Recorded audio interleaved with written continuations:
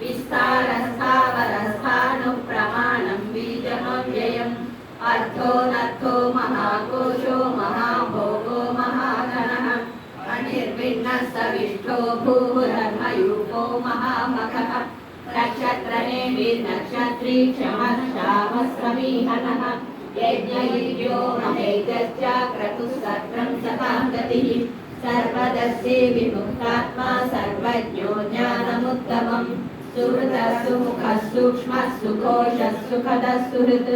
मनोहरो जितक्रोधो वीरबाहुर्विदारणः श्रावणस्तवसो व्यापी नैकात्मा नैककर्मकृत् वत्सरो वत्सलो वत्सी रत्नगर्भो धनेश्वरः धर्मकृद्धर्मी सदसक्षरमक्षरम् अविज्ञाता सहस्रांशुर्विधाता कृतलक्षणः गभस्त्रिने निःसत्त्वस्तः सिंहो भूतमहेश्वरः आदिदेवो महादेवो देवेशो देवभृद्गुरुः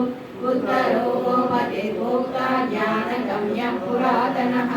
शरीरभूतभृद्भोक्ता कवीन्द्रो भूरि दक्षिणः सोमको मृतपः सोमः पुरुचिः पुरुषोत्तमः